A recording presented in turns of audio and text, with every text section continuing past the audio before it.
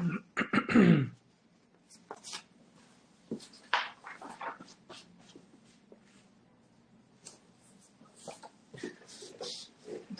demak, hammaga xayrli kech.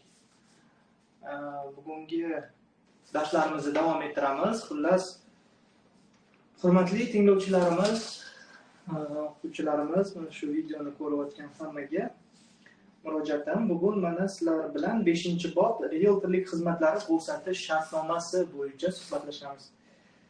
Demak, razborimizda 20-modda 5-bob realtorlik faoliyati to'g'risidagi qonunning 5-bobi 20, 21, 22, 23-moddalar. Endi xizmat ko'rsatish shartnomasi. Biz sizlar bilan realtorlik faoliyati to'g'risidagi qonunni esingizda bo'lsa, oldingi moddalarda ham mana 3-modda realtorlik faoliyatida xizmatlarni shartnoma asosida ko'rsatish, 4-modda har qanday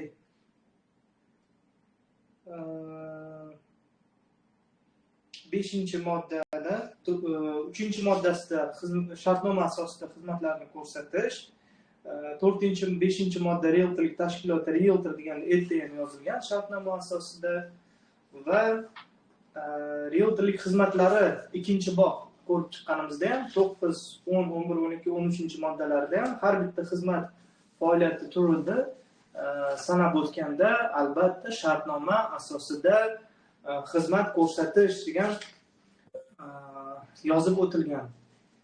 Bundan kelib chiqadiki, bir necha bor qaytarilgan qonunda shartnoma asosida xizmat ko'rsatish, realtorlik xizmatini hech qachon og'zaki ko'rsatish mumkin emas. Qonunda faqat shartnoma asosida ko'rsatish belgilangan. Даже bugun reklama haqida qonunni ham bir maslahatlashayotdik. O'sha reklama haqidagi qonunda ham belgilangan. Endi aniq qilib aytadigan bo'lsa, mana ko'chmas mulkni ham reklama qilish unga huquq bo'lishi kerak. Qanaqa huquq? Yo egasi bo'lishi kerak, yo ishonchnomasi bo'lishi kerak reklama qilayotgan odamni, yoki shartnomasi bo'lishi kerak deb ko'rsatilgan reklama haqidagi qonunda. Tabiiyki, shunchaki ko'chadan biron bitta obyektni rasmga olib, uni reklamaga qo'ysa, o'sha obyektning egasi sudga berish ham huquqiga ega. Ya'ni mani obyektimni, ko'chmas mulk obyekti, mani mulkim, nimaga siz, nima asosida siz reklama qilyapsiz deb sudga berib,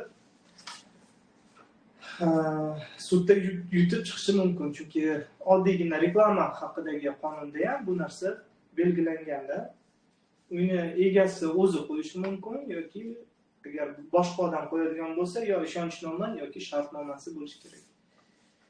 Shunga albatta e'tibor berishimiz kerak o'rtoqlar. Endi xizmat ko'rsatish shartnomasi deganda 20-modda realtorlik xizmatlarini ko'rsatish shartnomasiga taalluqli majburiy talablar. Har bitta shartnomani o'ziga yarasha majburiy qonunda belgilangan talablari bor. Endi bizda qanaqa? Birinchidan bu yozma shaklda tuziladi degan. 20-bobda konkret yozgan shartnoma endi fuqarolik kodeksimizda yozma va og'zaki belgilangan joyi bor. Shartnomalar yozma ham og'zaki bo'lishi mumkin degan.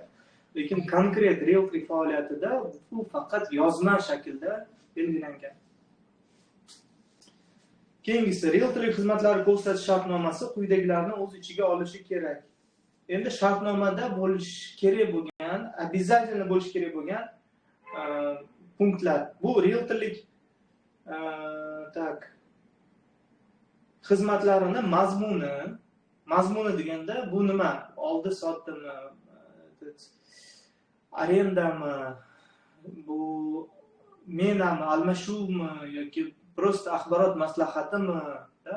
Bu mana shu shartnomada mazmuni обязательно bo'lishi kerak. Shunchaki realtorlik xizmatlarini shartnomasi deb turib umumiy tartibda yozib ketish bu xato hisoblanadi. Keyingisi realtorlik xizmatlarini ko'rsatish muddatlari. Bu ham majburiy punkt hisoblanadi. Modda srok demoqchi edim, muddatlari. Qancha muddatga siz shartnoma qilyapsiz? 2 oyga, 6 oyga, 1 yilga, albatta bu muddatlar ko'rsatilgan bo'lishi shart. Ko'rsatilgan realtorlik xizmatlariga to'lanadigan haqning miqdori, shartlari va muddatlari. Endi haq, realtorlik xizmatining haqqi обязательно yozilgan bo'lishi kerak. Endi ko'pchilik aytadi, haqqimiz vaziyatga qarab o'zgarishi mumkin, hech qisi yo'q. Konkretni boshidan haq yoziladi va agar nimadir o'zgarsa, qo'shimcha do'q соглашение deydi. Kelishuv shartnomasi tuzilib, mana shu shartnomaga kelishuv shartnomasi qo'shimcha yana shartnoma qilinadi. Shu haq degan joy punktiga o'zgartirish kiritilsin degan mazmunda endi tam 10 million emas, tam 8 million yoki 10 million emas, 15 million deb o'zgartirilsin degan kelishuv shartnomasi bilan davom ettirish, o'zgartirish mumkin. Shuning uchun haqning miqdori, shartlari va muddatlari. Shartlari deganda qachon, boshida avansi bormi, yo'qmi, xizmat haqqini qachon oladi, bo'nak, ya'ni zadatak, bo'nak shartnomasi tuzilganda bir qismini olib qolganini oldi sotdi bo'lgandan keyin oladimi yoki birato'la oldi sotdi bo'lgandan keyin oladimi xizmat haqqini, yoki bo'nak shartnomasi tuzilganda to'liq xizmat haqqini olib shartnoma shu tugadi hisoblanadimi? Buni hammasi shartnomada yozilgan bo'lishi shart. Keyingisi realtorlik tashkiloti yoki realtor hamda buyurtmachining huquq va majburiyatlari. Ham realtorlik tashkilot, ham buyurtmachining ham huquqi, qanaqa huquqlari bor, qanaqa majburiyatlari bor, aniq, tushunarli qilib ikki nima deydi? Ruschasiga dvoyakaya traktovka deydi. Ikki xil mazmunda o'qisa bo'ladigan emas, bir xil mazmunda tushunarli yozilgan bo'lishi kerak huquqi va majburiyatlari. Albatta, taraflarning shartnoma majburiyatini bajarmaganligi yoki lozim darajada bajarmaganligi hamda uchinchi shaxslarning huquqlari va qonuniy manfaatlarini buzganligi uchun javobgarligi. Endi bu ham bitta muhim joyi, shartnoma shartlarini, majburiyatlari, huquqlarini bajargan, bajarmagan. Bu yerda nima nazarda tutilyapti? Misol uchun oddiy qilib, agar realtorning majburiyatlari, huquqlari desa, realtor nima huquqlari bor? Hujjatlarni talab qilish, tekshirib olish uchun, ma'lumotlarni so'rash egasidan yoki ko'chmas mulkni ko'rsatish uchun vaqt, kalit yoki o'sha ko'chmas mulkka kirish uchun imkoniyat yaratib berishni talab qilish. Bu huquqlari. Misol uchun majburiyatlari bo'lishi mumkin, har hafta hisobot berish buyurtmachiga. Mana bu hafta, mana o'tgan hafta biz 7 ta platformaga reklama joylashtirdik, 10 ta qo'ng'iroq qabul qildik sizning obyektingiz bo'yicha degan mazmunda naqa qilish, hisobot berib turish majburiyati yoki buyurtmachini talabiga binoan misol uchun mijozlarni filtrdan o'tkazish, yaxshilab filtrdan o'tkazish, shu kriteriylari bo'yicha va hokazo. Endi huquq va majburiyatlarini to'liq yoki lozim darajada bajarmaganligi uchun javobgarlik bo'lishi kerak. Qanaqa javobgarlik, qanaqa tartibda, hammasi shartnomada albatta yozilgan bo'lishi shart. Albatta mijozniki ham, realtorlik tashkilotni realtorniki ham. Bu shartnomada обязательно yozilgan bo'lishi shart. Misol uchun oddiy siz ko'rsatgan mijoz aylanib o'tdi, to'g'ri buyurtmachiga murojaat qildi. Agar buyurtmachi to'g'ridan to'g'ri mijoz bilan kelishib olsa, misol uchun to'qnashib qolgan taqdirda darhol realtorlik tashkilotga xabar berish majburiyatini yozib o'tsa bo'ladi. Agar bu majburiyatini to'g'ridan to'g'ri uchrashib qolganda xabar bermasa, bu ham shartnomani nima deydi? o'sha buzganlik hisoblanadi yoki lozim darajada bajarmaganlik hisoblanadi va hokazo. Keyin realtor ham talab qilish huquqiga ega bo'ladi. Mana shartnomamiz bormidi? Shartnomani shu bandlarini siz buzdingiz deb, misol uchun, sudga murojaat qilish mumkin, talab qilish mumkin va hokazo. Shuning uchun обязательно majburiyatlar, huquqlar, majburiyatlar hammasi yozilgan bo'lishi shart. Endi realtorlik malaka sertifikati mavjudligi to'g'risida ma'lumot. Malaka sertifikati borligi haqida ma'lumot обязательно shartnomada bo'lishi kerak, o'rtoqlar.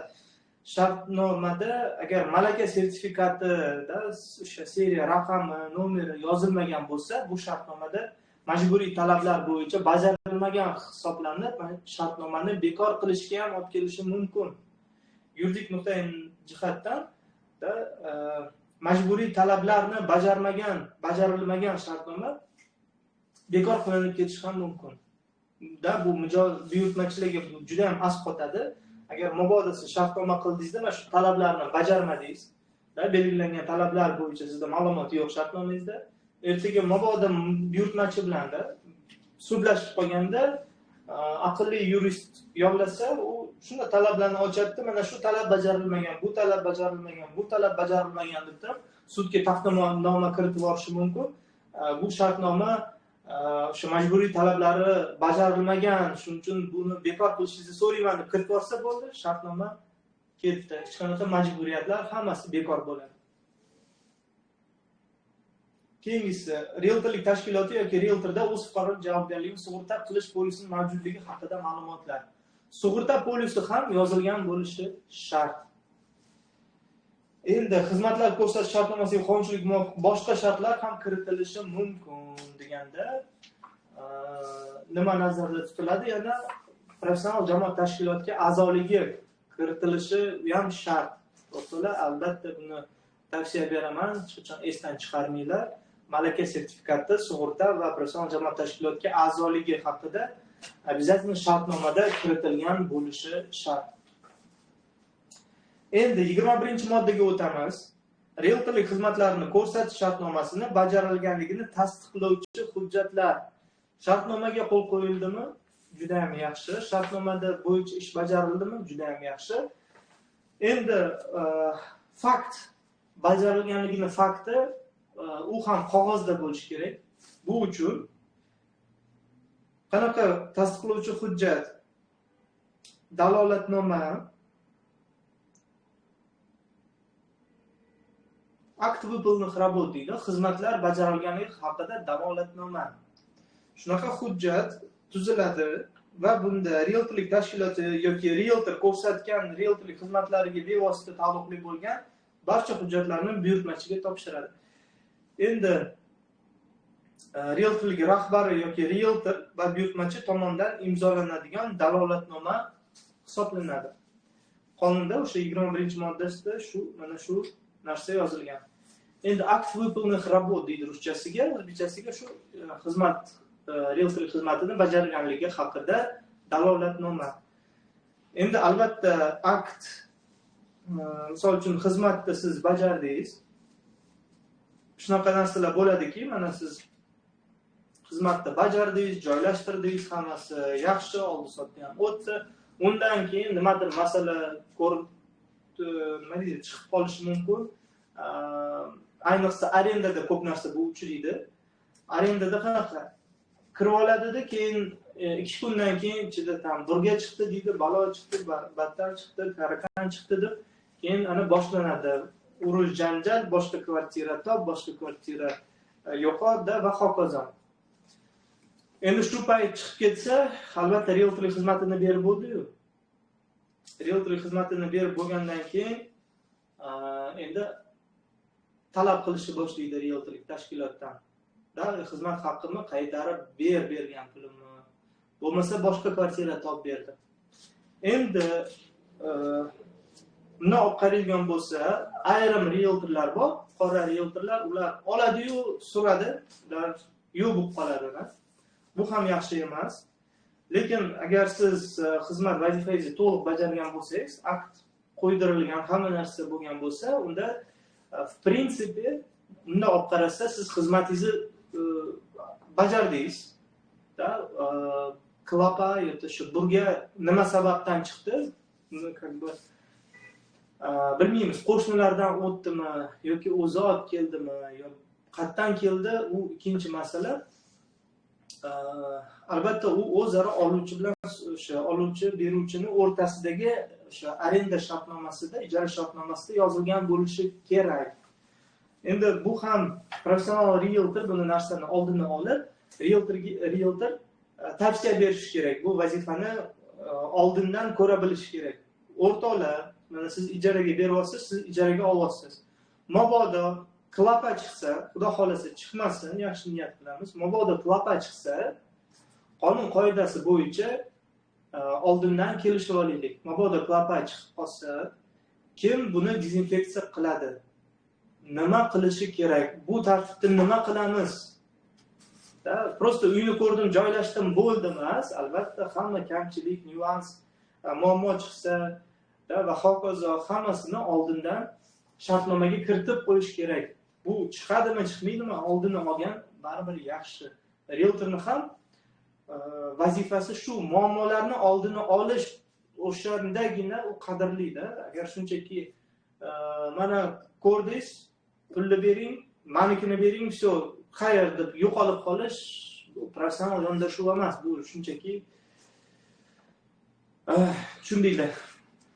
Shunchaki nimaligini. Oddiy qilib aytganda, har qanaqa muammoni oldini oluvchi professional mutaxassis bu realtor hisoblanadi. O'sha boya aytganimdek, misoli oddiy misol klapada burga chiqqan holatda ham siz tavsiyangiz berishingiz kerak. Mabodo klapa chiqsa, unda nima qilamiz, o'rtoqlar? Endi realtor odatda tajribasidan kelib chiqib уже yozib tavsiyalar berib qo'ygan bo'ladi, lekin odamlarga bu narsani aytib o'tsa, bu juda ham realtorning obro'sini ko'taradi. Rostdan ham klapa chiqsa nima qilamiz? Endi bir xillar bor, chiqmaydi, hammasi joyida, zo'r deydi-ku. Unaqa odamlarga aytmasdan, lekin shartnomada yozib qo'yilgan bo'lgani ham yaxshi. Xudo biladi, chiqadimi, chiqmaydimi-da.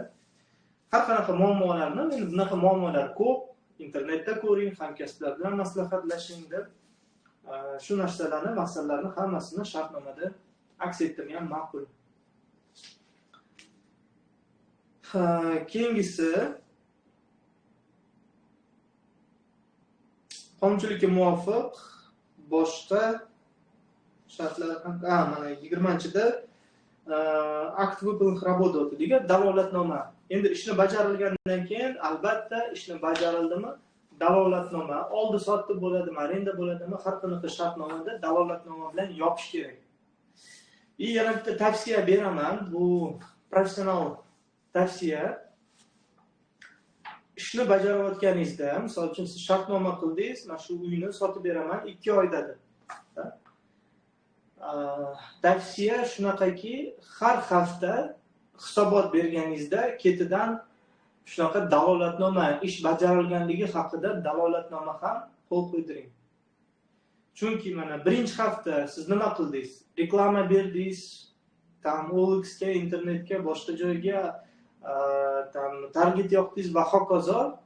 Buni hammasini baholab, targetga $100 ketdi, OLX-ga $50 ketdi, hammasini so'mda o'rtoqlar. Hozir tushunish uchun dollarda aytyapman. Oson bo'lish uchun hisoblash, lekin shartnomada, dalolatnomada hamma yoqda so'mda yozamiz. Endi shu hammasini so'mda yozib, mana bir hafta davomida qancha rasxod bo'lingan bo'lsa, hisobot berdingiz qilingan ish bo'yicha, dalolatnomada yozib o'tdingiz. Shu ishlar qilindi, shuncha so'mlik va o'sha dalolatnomada mijozga ko'rsatdingiz, berdingiz. Kerak bo'lsa uchrashib oldingiz yoki onlayn ravishda qo'l qo'ydirib oldingiz, tasdiqlab oldingiz. Bu nima uchun kerak? Birinchidan, siz vazifangizni bajarayotganingizni, nimadir ish qilinayotganligini mijoz ko'radi. Nima ish qilding, nimaga men senga pul berishim kerak deydi odatda. Mijozlar bu eng og'riqli nuqtasi shu. Realtorlar ham ko'pchilik aytadi, lekin mijozlar bilmaydi qanchalik orqasida mehnat bor, boshqa bor. U albatta bilmaydi ko'rsatilmagandan keyin bu. Aytmasangiz, ko'rsatmasangiz qilayotgan ishingizni qayerdan biladi mijoz? Shuning uchun har hafta hisobot berish shart o'rtoqlar va albatta hisobotni shu dalolatnoma bilan yopib borish kerak.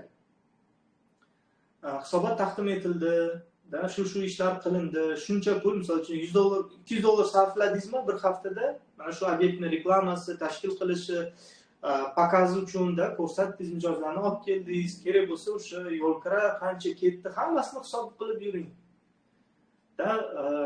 Misol uchun chet elda, Dubaylarda hamma narsa realtorlar hisobot qilib boradi. Hamma narsaga chek yig'ib yuradi. Benzinga shuncha ketdi, bunga shuncha ketdi, bunga shuncha ketdi. Polностью hamma hisobotini olib boradi, rasxodlarni va dalolatnoma bilan har hafta yozib boradi. Endi tasavvur qiling, siz 2 oy muddatda sotib berishingiz kerak. 1 oy siz shug'ullandingiz bu kvartira bilan. Har hafta $100 dan sarflab, $400 sarflab qo'ydingiz. Endi xizmat haqqingiz bo'lishi mumkin, masalan deylik, $1,500. 1 oydan keyin mijoz sizga chiqadida, kechirasiz, bo'ldi, biz sotmaydigan bo'lib qoldik yoki endi mijoz aylanib o'tdimi, o'tmadimi, har xil vaziyat bo'lishi mumkin. Mijoz aylanib o'tdi yoki sotmaydigan bo'lib qoldi yoki akasiga sotadigan bo'lib qoldi, tog'asiga, amovachasiga va hokazo. Shunaqa paytlarda sizda ham mana shu hisobot, dalolatnomalarga qo'l qo'ydirib olganingizdan keyin sizda ham ma'lum bir rasxodlaringiz o'sha fiksatsiya qilingan. Demak, kamida siz o'sha sarflagan, misol har oy $100 dan sarflab dalolatnomaga qo'l qo'ydirib bordingiz-ku. Endi shu dalolatnomani shunday yig'asizda ko'rsatasiz. Shartnomangizda обязательно bu yozilgan bo'lishi kerak. Mabodo planlari o'zgarib, o'zi sotmaydigan bo'lib qolsa, unda qilingan rasxodlarni, xarajatlarni hammasini qoplab berishi majburiyati yozilgan bo'lishi kerak shartnomangizga. Shunaqa paytda shuni dalolatnomani ko'rsatasiz. Mana har hafta sizga hisobot berganman, shu ishlar qilindi, marhamat, mana shu $400 bo'lmasa to'lab qo'ying. Kamida. Adab shartnomada yozish mumkin. Endi vaziyatga qarab, o'zi sotsa, qanchadir miqdor to'laysan.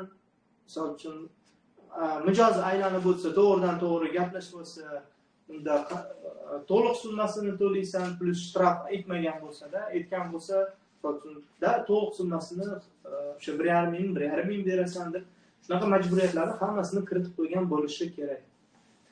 Endi mabododa to'g'ridan to'g'ri o'zi sotib shunaqa qiladigan bo'lsa, siz kamida o'zingizni xarajatlaringizni chiqarib olishingiz uchun, sudda o'zingizni himoya qilish uchun mana shu dalolatnoma sizga juda katta rol o'ynaydi. Keyingisi o'rtoqlar 22-moddani bir necha buyurtmachiga realtorlik xizmatlarini ko'rsatish. Bu nimani anglatmoqchi bu modda bilan? Bir necha buyurtmachiga realtorlik xizmatlarini ko'rsatish.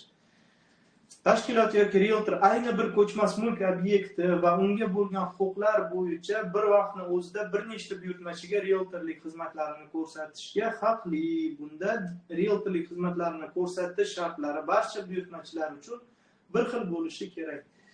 Endi misol uchun obyekt bitta, lekin oluvchilar bilan ham sizda shartnomangiz bor. Bitta obyekt bo'yicha 4 ta 5 ta oluvchiga siz bitta obyektni ko'rsatishingiz mumkin. Shu 4 ta 5 tasidan bittasi oladi, o'sha bittasi sizni xizmat haqqingizni beradi. Ya'ni bu aytilyaptiki, siz misol uchun mana bitta oluvchi bilan shartnoma qildingiz. Endi bu obyektni faqat shunga ko'rsatasiz, boshqa mijozlarga ko'rsatmaysiz degani emas. Qonunda sizda shunaqa vakolatingiz bor. Bir nechta mijozlaringizga mana shu bitta obyektni ko'rsatishingiz mumkin degan aytib o'tilgan. Endi realtorlik tashkiloti yoki realtor barcha buyurtmachilarga ko'chmas mulk obyekti va 3-shaxslarning unga bo'lgan huquqlari haqidagi ma'lumotlarni ma'lum qilishi shart. Bu nima nazarda tutilyapti? 3-shaxslar deganda odatda ko'chmas mulkka bo'lgan huquqda mulk huquqi o'rtoqlar 3 ta qismdan iborat. Qanaqa qism bu? Ruschasiga aytganda право deydi, право пользования, право владения и право распоряжения. Egalik huquqi, пользование, foydalanish huquqi и распоряжение.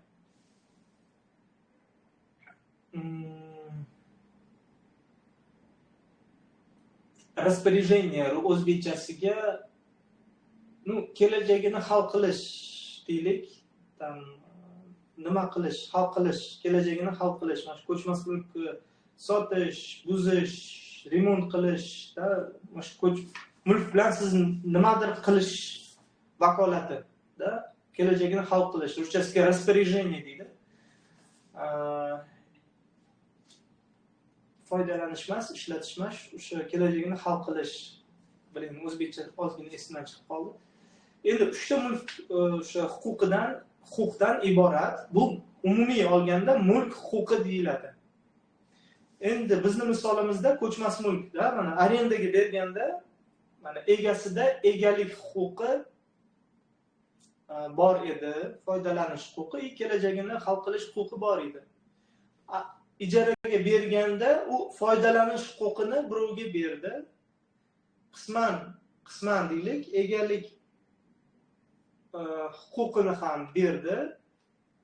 Qisman egalik huquqini vaqtincha shartnoma asosida, vaqtincha 1 yilga shartnoma bo'lsa, 1 yilga vaqtincha ijara shartnomasi asosidan egalik va foydalanish huquqini berdi. Lekin kelajagini hal qilish huquqini bermadi. Uchta huquqdan bitta huquqini olib qoldi. Bu misol uchun ijara shartnomasi. Oldi sotdida bo'lsa, uchalasi ham beriladi. Bu oldi sotdi shartnomasida. Endi shunaqa bo'lishi mumkin. Misol uchun xotin turmush qurgan paytda olgan bo'lsa, lekin ko'chmas mulk erini nomidami? Tabiiyki, odatda xotinning roziligi nima uchun so'raladi? Chunki egalik huquqi erida, egalik qilyapti uni nomida.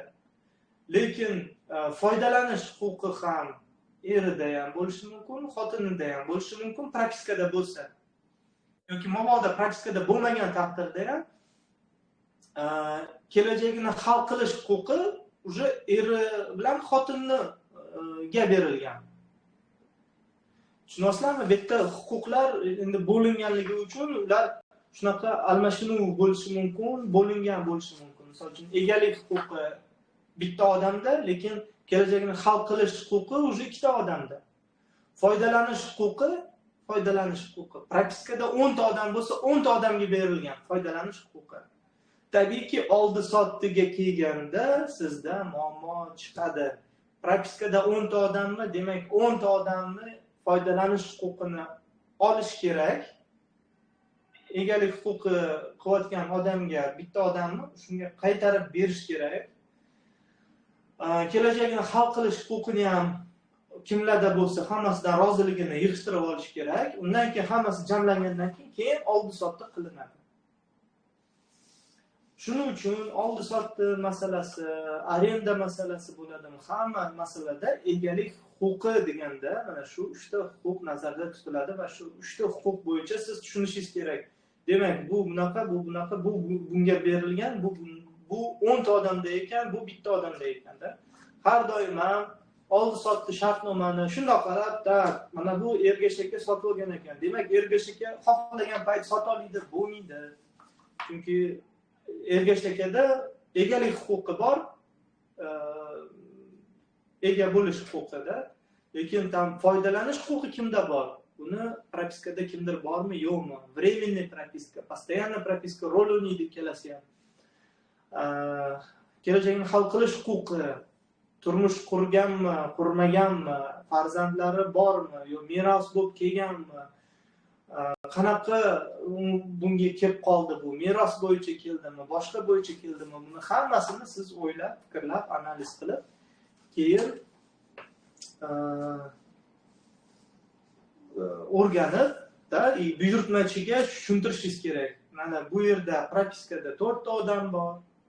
Demak, 4 ta odamdan ham roziligini olish kerak yoki 4 ta odamni ham propiskadan chiqarib qo'yish kerak. Oldi sotdi bo'lgunchada siz hammasini siz oldindan analiz qilib, tayyor qilib va endi ba'zida bo'ladi shunaqa odamlar mayli propiskada tursin, iltimos deydi oluvchiga, keyin ular ham olgan odam ham mayli deydi, tursa turib tura qolsin deydi. Keyin bir ma'lum muddatdan keyin yo o'yin bo'lib ketishi mumkin, yo'q chiqmayman propiskadan va hokazoda.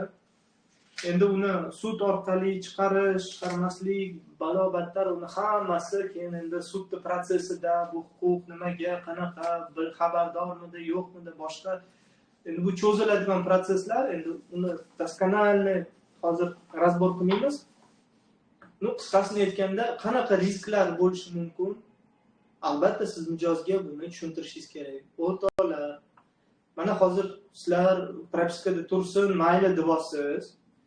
Ertaga mabodo chiqmayman deb qolsa, boshqa deb qolsa, shunaqa muammosi bo'lishi mumkin. Bu muammoni qanaqa hal qilinadi? Sud orqali hal qilinadi.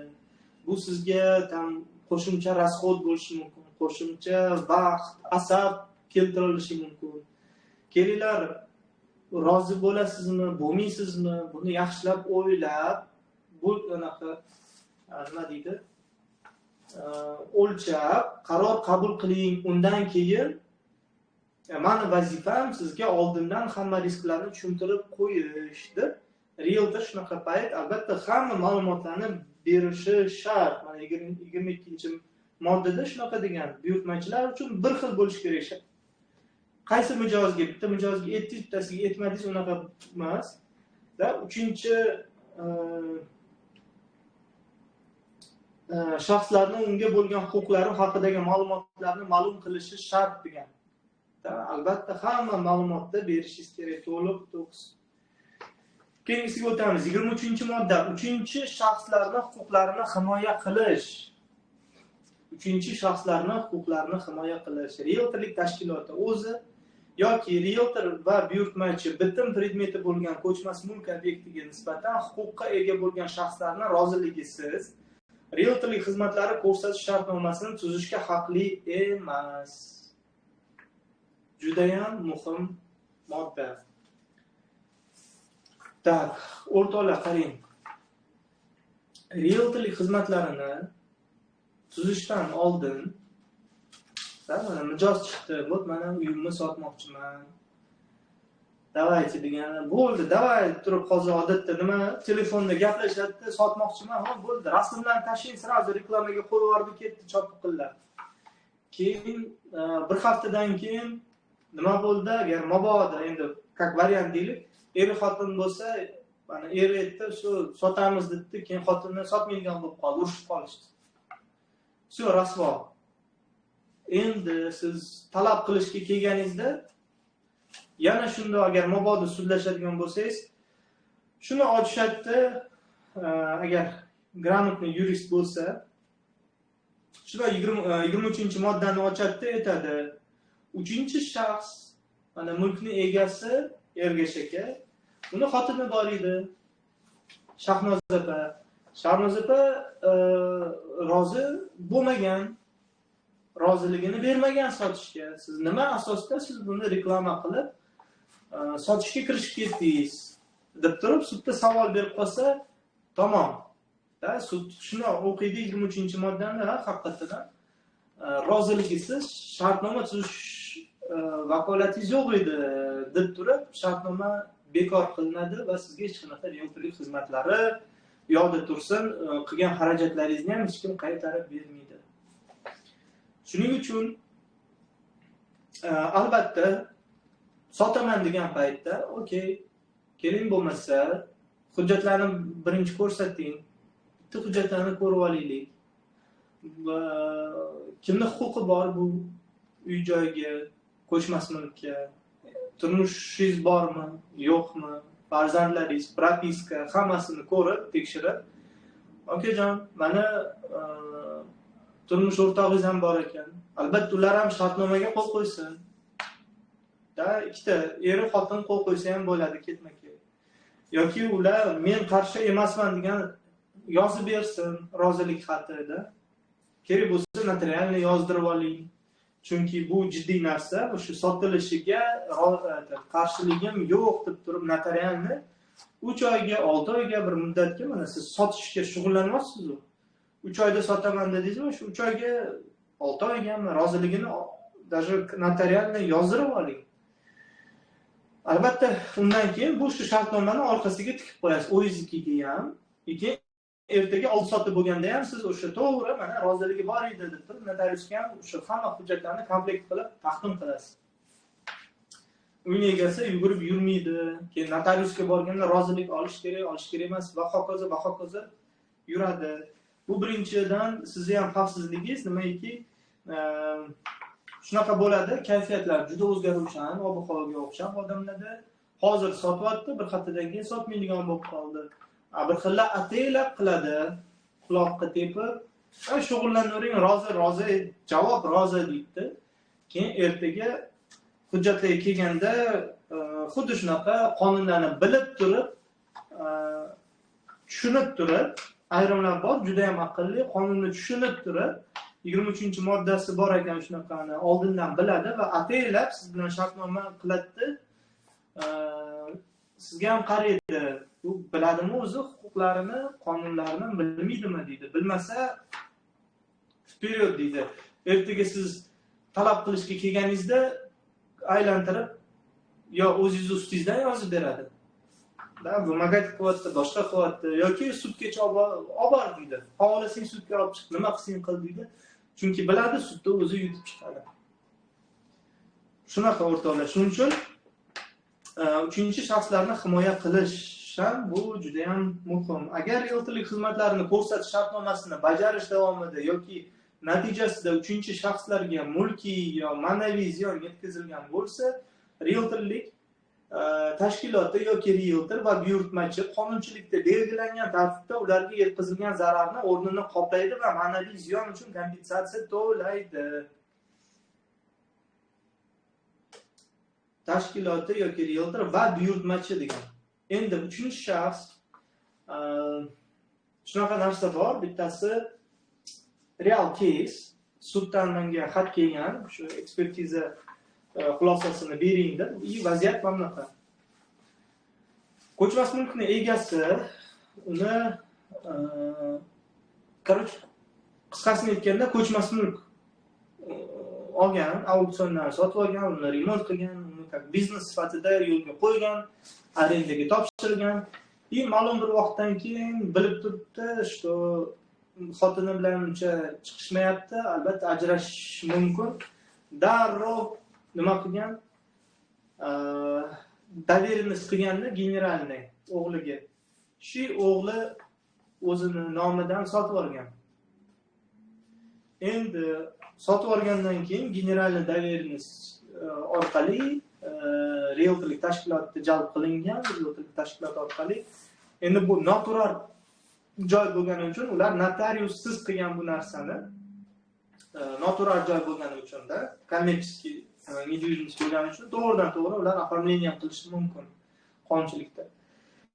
Endi доверенность bilan оформить qilgandan keyin endi bu yoqda sudlar endi oradan vaqt o'tdi, ajrashuv bo'ldi, ajrashish jarayonida advokat yollayapti xotini, advokat kovlayapti, nima bo'lgan, nima qo'ygan, hamma narsani, mulklarini qidirib, bir paytlar mana shunaqa ko'chmas mulki bo'lgan ekan. Bu ko'chmas mulkka birdaniga yo'q bo'lib qoldi bu ko'chmas mulk. Nimaga yo'q bo'lib qoldi?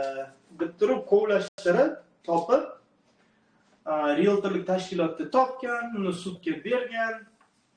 O'sha доверенность bo'yicha sotilgani aniqlanib, hujjatlarning hammasini ko'tarib, tekshiruv o'tkazib, undan keyin o'sha shartnomani sud orqali bekor qilishga muvaffaq bo'lgan.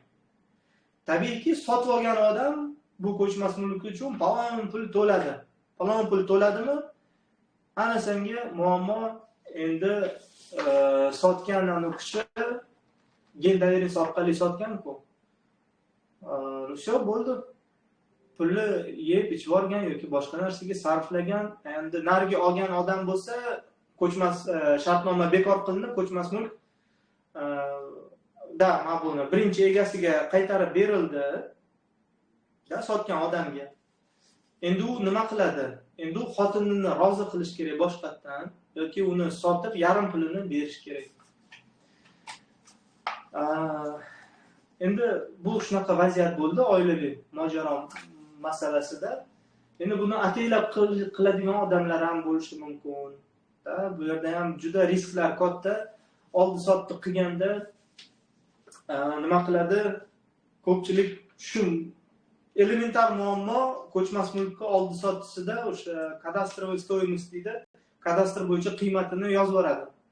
Obyekt 500 million tursa, kadastr qiymati 50 million deb yozilganmi, oldi-sotdini ham 50 millionga qilib yoradi. Lekin qarabsizki, o'shanaqa sud ishi bo'lib qaytar degan paytda nima deydi? Keyin bo'ldi, qaytarib berishim kerakmi? Oldi-sot shartnomasida qancha yozilgan? 50 millionmi? Mana sizga 50 million deydi. Qaytarib beradi, bo'ldi, uxladi. Ani sotib olgan odam ham shartnoma asosida endi bekor bo'ldi-yu. Qo'liga 50 million qaytarib berdi. Vrodi bu qonundan hammasi tekis. Po faktu u 450 millionga tushib o'tiribdi. Shuni ham endi risklardan albatta buyurtmachilarga, klientlarga doimo aytib borish kerak o'rtoqlar. Shunday. Shuning uchun endi boyagi keysimiz davomida hozir mana yozilganda realtorlik tashkilot yoki realtor va buyurtmachi qonunchilik berilgan tartibda unga yetkazilgan zararni o'rnini qoplaydi. Tabiiyki, realtorning vazifasi bu mana shu kam ko'sti, uchinchi shaxslar bo'yicha aniqlik kiritib, ma'lumotlarni olib, buyurtmachiga yetkazib berish majburiyati bor, qonunda belgilangan. Endi shuni asoslanib uchinchi shaxs sudga berishi mumkin. Mana shu realtorlik tashkilot men uchinchi shaxs mana shu ko'chmas mulkka huquqim bor edi, lekin meni ruxsatimni ham, roziligimni ham olmasdan buni sotish bilan shug'ullanib sotib oldi desa, birinchidan o'sha sotgan odam ham, realtor ham solidar, qonunchilikda solidar degani teng javobgar bo'lib qoladi. Endi buni hammasini oldini olish uchun albatta bu aytganimdek, obyektni shug'ullanishdan oldin albatta tekshiring. Butun predmeti bo'lgan ko'chmas mulk obyektiga bo'lgan huquqlarini buzilgan shaxslar va shu jumladan voyaga yetmaganlarni manfaatlarini ko'zlab harakat qiluvchi qonuniy vakillari sudga murojaat etishga haqli. Sudga murojaat etishga haqli uchinchi shaxslar nazarda tutilyapti. Shunday qilib o'rtoqlar, kelinglar sizlar bilan mana 5-bobimizni ham yakunladik. Endi mana shu o'tgan mavzular bo'yicha, mana hozirgi mavzu bo'yicha qisqa savol-javob qilishimiz mumkin. Nima savollar bor bo'lsa, marhamat, hozir men mikrofonlarni yoqib beraman hammaga.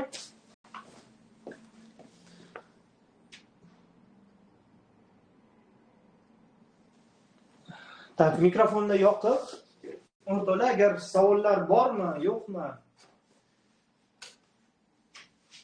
Murojaat savol berishinglar mumkin hozir. Assalomu alaykum, Baxtiyor, yaxshimisiz? Assalomu alaykum, yaxshi, rahmat. Shu oldi-sotdi haqidagi nimangiz tushunarli, ma'ruzangiz. Buni ijara berish tartibi haqida so'ramoqchi edik. Masalan, ijaraga berish tartibi o'sha realtorni imzosi bilan bitaveradimi o'sha shartnoma yoki notarius orqali bitami o'sha ijara shartnomasi? Masalan, ijara ikki kishini ijara bilan nima qildingiz? Bir-birini uchrashtirib roziligini oldingiz. Ma'lum bir vaqtdan keyin o'sha 1 yilga mo'ljallangan ijara bo'lsa, 6 oyda nargis ijaraga bergan odam chiqib ketasan deb talab qo'yib qoldi. Xuddi shunaqa shartnomalarni imzolashda realtorning imzosi yetadimi yoki notarius imzosi kerakmi? Endi qarang, ijara shartnomasi qonun talabi bo'yicha bu soliq organida registratsiyadan o'tkaziladi, ro'yxatdan o'tkaziladi. Ijara shartnomasiga notarius keragi yo'q. Keragi yo'q. Da. Endi ijaraga beruvchi bilan ijaraga oluvchini o'rtasidagi ijara shartnoma bu alohida tema. U yerda realtorlik tashkilot shartnomada hech qanaqa imzo qo'ymaydi hamki ishtirok etmaydi ichida, shartnomaning ichida.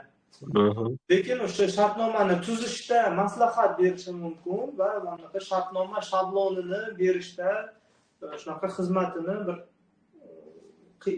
bir qismi qilib ko'rsatishi mumkin. Shartnoma shabloni yoki o'zaro o'rtasidagi bo'lgan huquq va majburiyatlarni tushuntirib, gapirib, tavsiyalar berishi mumkin.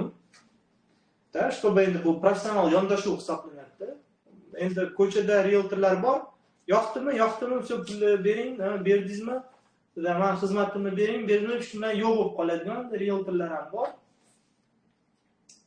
Endi albatta bu professional yondashuv, albatta sizga xizmat haqqini to'laydigan ijaraga oluvchi-ku, ijaraga oluvchi bilan shartnoma tuzgan bo'lishingiz kerak va uni manfaatlari uchun harakatlanish kerak bo'ladi.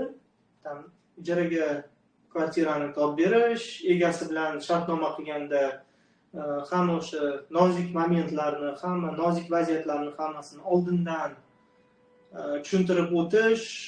Boya aytdim-ku, agar burga chiqsa nima qilamiz, pojar bo'lsa nima qilamiz, ichidagi mulk yo'qolsa nima bo'ladi, nimadir sinsa nima bo'ladi.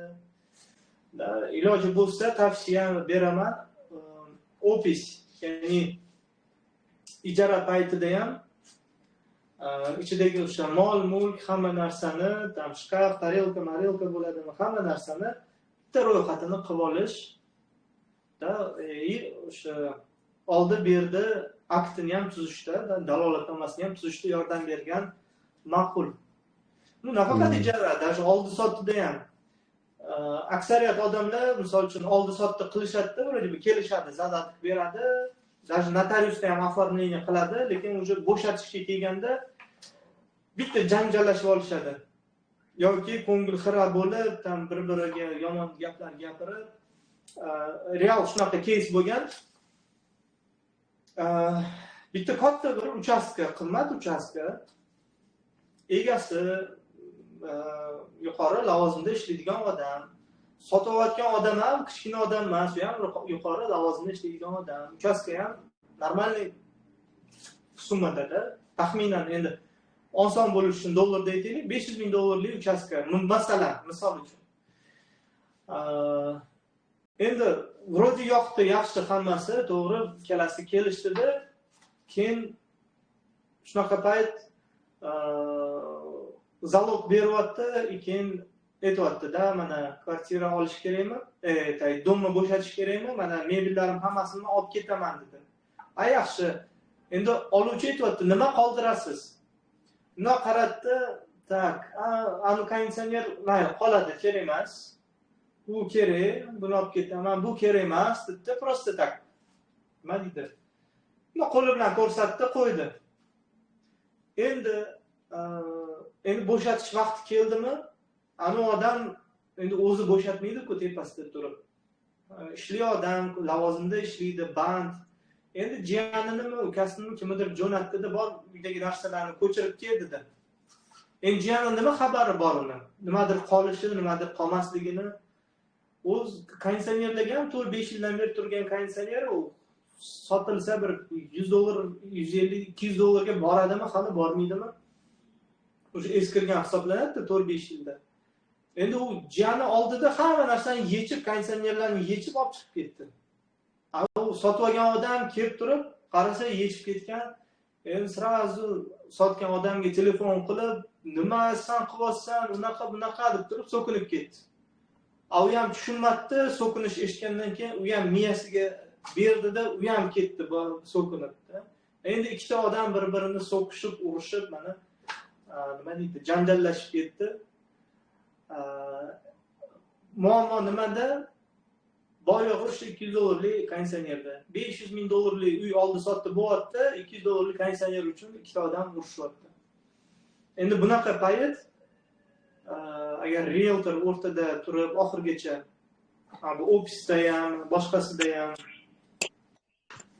arzimagan narsalarda shunaqa tushunmovchiliklarni oldini olish kerak. Yoki shunaqa case bo'lgan, oddiygina mana lustrani yechib olib ketgani uchun sotib olgan odam telefon qilib, gapirib, urushib, oluvchi sotuvchi o'rtada realtorga telefon qilib realtor yo'q vaziyat edi bu. Oluvchi sotuvchi o'rtasida rasi janjal shunaqa ursur to'polon. Endi realtorning vazifasi bilan hammasini oldini olish, iloji boricha shu ofis qilib, o'rtalarda yozma kelishib olaylik. Lustra qoladimi? Lustra, divan, konditsioner, parda, gilam va hokazo, kuxonniy texnika, garnitur va hokazo hammasini iloji bo'lsa tekst qilib, yozma ravishda olib borib bersa, bu boyagi vaziyatda ikkita odam urushib, so'kishib, janjallashib, qancha asabda mana shuni oldini olish bu realtorning vazifasi. Demak, unaqa qo'l qo'ydirish, notarius kerak emas, oddiy qog'oz bilan yozma ravishda bir-birini kelishtirib qo'ysa bo'ladi. Kelajakda shuna vaziyat bo'lmasligi uchun, to'g'rimi? Albatta. Ofis. Mana zadatik mana bo'nak deydi o'zbekchasiga, ruschasiga zadatik. Zadatik оформленияsi qilganda ham yoniga bitta ofis ham qurib olish tavsiya beraman-da. Bitta ofis, ya'ni buyumlarni ro'yxati. Nima qoladi? Misol uchun, oldi sotdi bilan birga, endi har doim ham 4 ta devor qolmaydi, ba'zida lustra qoladi, lustra qolmaydi, kuxonniy texnika nimadir qolishi mumkin, vechishka qolishi mumkin. Bir xilla bor, tam unitazlargacha yechib almashtirib ketadi, boshqa unitaz qo'yib ketadi-da. Bilan endi hammasini oldindan gaplashib, azush qilib qo'ysa, endi iloji boricha egasi bilan birinchi gaplashib olish kerak. Nima iz qoladi, nima ketadi. Keyin shuni o'ylab yozib olaylik. Endi daskanalni hammasini kir-chikirigacha ko'taradigan bo'lsangiz, endi bu professional yondashuv, bir xil endi maydalash kerak emas degan ma'noda gapiradi-ku. Men o'ylaymanki, agar professional yondashuv qilsangiz, ancha-muncha asabni ham, muammoni ham oldini olgan bo'lasiz. Endi bu narsani hamma narsa taxt hujjatlar, ofis hujjatlari, tablitsalaringiz, hamma narsa qog'ozlar yoningizda bo'lsa, bu sizga oson. Ras qog'oz chiqardingiz, keling, mana yozib olaylik deb turib, o'zingiz hamma narsani qilib tashlasangiz ham, hamma narsani oldini olib, chiroyli qilib olib yurish juda yaxshi va realtorni ham shu qiymatini ko'rsatib beradi-da. Keyin yana bir narsa, propiska haqida gapirdingiz. Propiskadan chiqarish jarayoni o'sha odamning roziligi bilan, pasporti bilan boriladi, adashmasam, propiskadan chiqarish jarayoni. Avtomatik chiqariladimi? Endi временный propiska bor, постоянный propiska bor.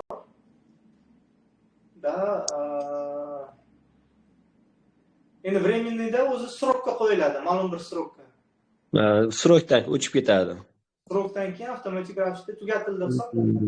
Endi постоянный bu boshqa masala. Постоянный propiskaga yozilgan odamni chiqarish uchun endi bitta joydan постоянныйdan chiqqandan keyin ikkinchi joyga yozilishi kerak. Odatda srazu chiqib, srazu yoziladi. Bu masalani albatta egasi o'zi hal qilish kerak yoki egasi bilan chaqirib, propiskadan chiqartirib hammasini shunaqa hal qilinadi. U ham pasporti bilan pasport stolga borib, chiqarib, boshqa joyga qo'ydirib, mana shu proseslarni qilish kerak. Bo'ldi, tushunarli. Boshqa savol yo'q. Tak, yana kim bor bizda hozir?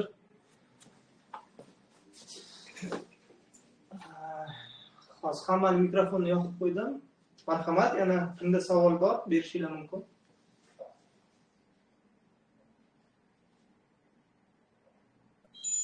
Baxtiyor aka, assalomu alaykum. Assalomu alaykum. Mana shartnoma qilinadi-ku, nima bo'yicha? O'shanda uy egasi ayoli keyin undan tashqari propiskada 18 ga to'lganlarni ham roziligi kerak bo'ladimi shunda? Обязательно. Обязательно, да. Ular familiyati qo'l qo'yib kiritib ketiladi, shunaqa bor.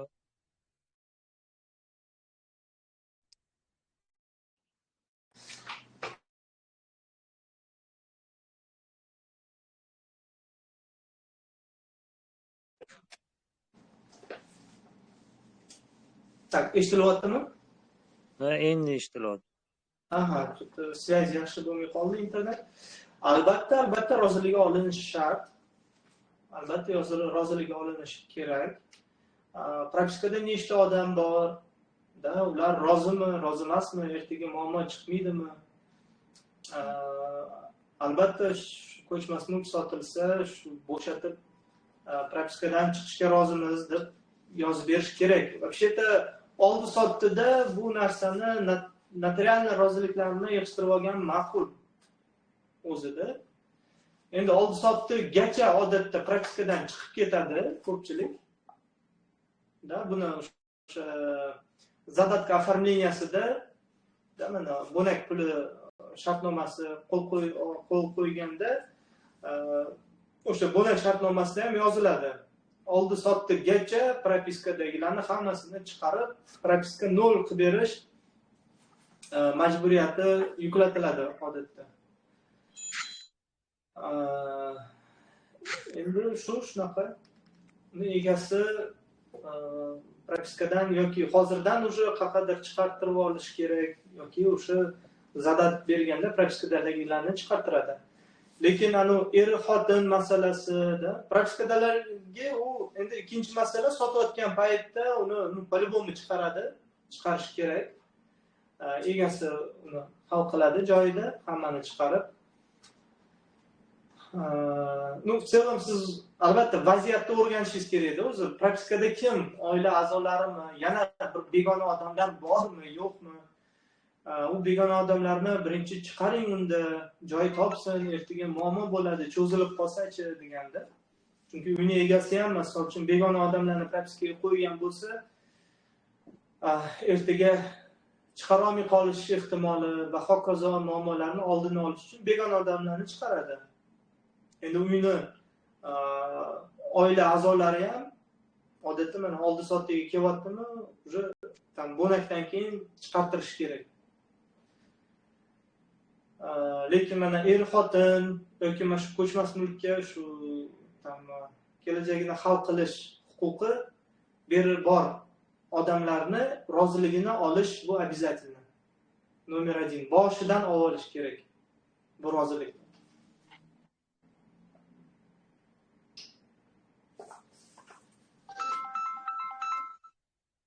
Keyin boya bitta yana kes keltirdingiz.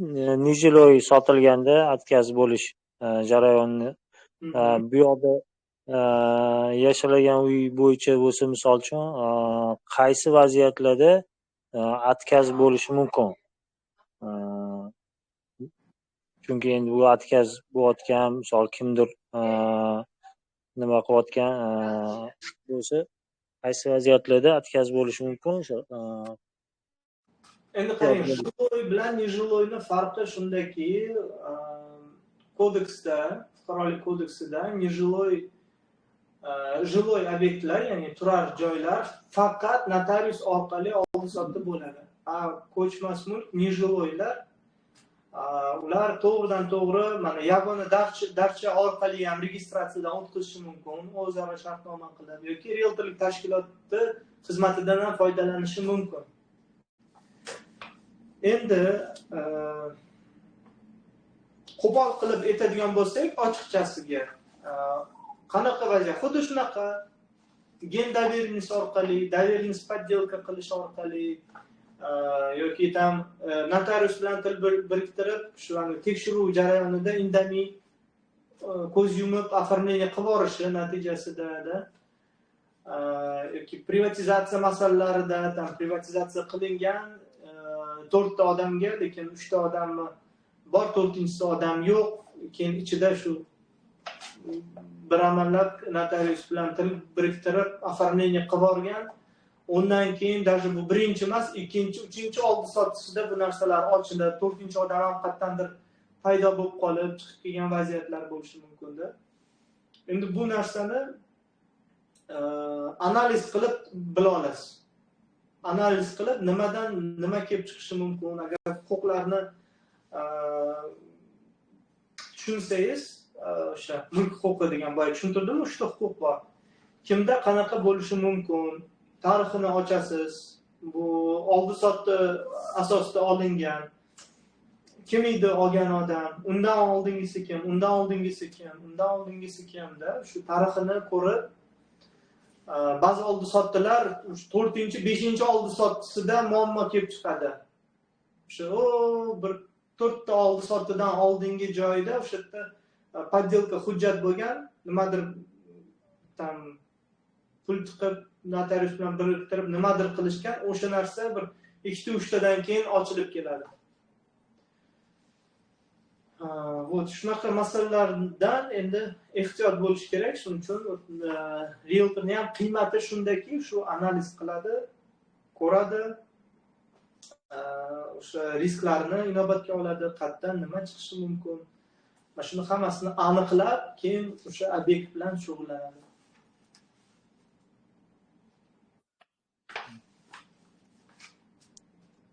Bo'ldi, menda boshqa savol yo'q hozircha. Okay. Bo'lmasa o'rtoqlar, bugungi yana boshqa savollar yo'q bo'lsa, bugungi efirimizni unda yakunlaymiz. Keyingi darsimiz xudo xohlasa keyingi hafta dushanba davom ettiramiz.